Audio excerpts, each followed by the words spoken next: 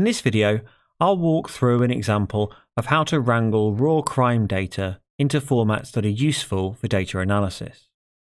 In this example, we will convert this raw dataset of robberies in San Francisco in 2019 to this count of how many robberies occurred on each day of the week during the first quarter of that year. As with almost all R scripts, the first thing we need to do is load the packages that we'll need. In this case, we need the lubridate package for handling dates and the tidyverse package to load and wrangle data. We will load the tidyverse package for almost every script in this course, because it contains lots of functions that are useful for loading and wrangling data. When we load the tidyverse package, it loads several other useful packages in the background.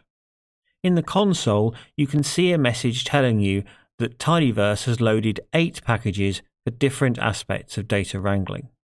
The data we need for this task is available online in a CSV file, so we can load that using the read CSV function and then store it in an object called sanfranrob. Once we've loaded the data, it's a good idea to use the head function in the console to understand what its structure looks like. We can see that each row in the data represents a robbery, and that one of the columns tells us the date and time that the robbery occurred, which is the information we need for this task.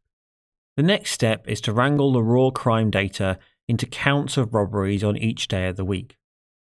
To do that, we can use several functions from the dplyr package, which is one of the packages loaded by the tidyverse. Because there are several steps in wrangling the data into weekday counts, I'm going to use a feature of R called the pipe to string together several functions as if they were steps in a recipe. The pipe operator is a vertical bar followed by a right angle bracket or a greater than symbol. We can use the pipe operator to pass our original dataset to a function that will change it in some way. So in this case, we can use the pipe to pass our dataset to the select function. Select allows us to choose only certain columns that we want to keep in our dataset. So in this case, we might remove 2 columns.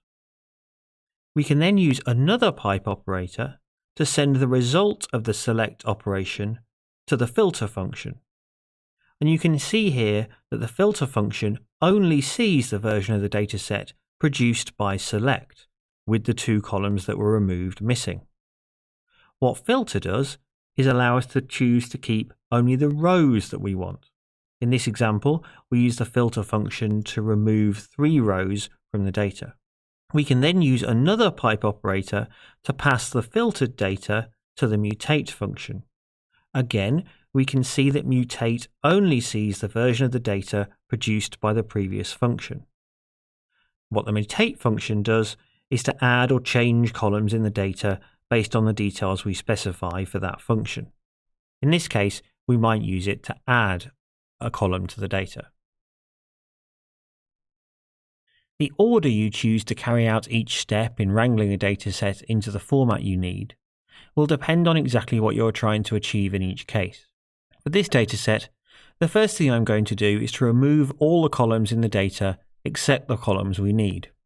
This doesn't actually make much difference in this specific case. But if your dataset had lots of columns, then it can be easier to work with if you first remove the columns you don't need. We choose which columns to keep using the select function, and all we have to do is include the names of the columns we want to keep. The next step is to remove all the rows that we don't need in the data.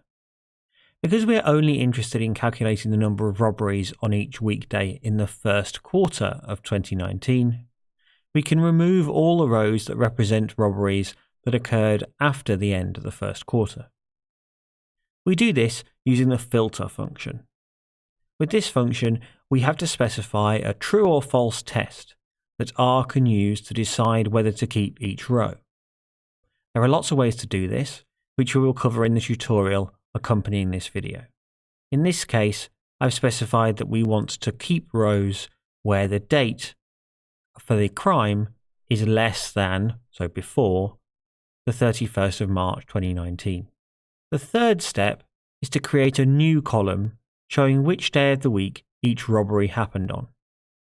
we can create new columns in our data using the mutate function from the dplyr package. To use mutate, we specify the name of the column we want to create and what values that column should contain.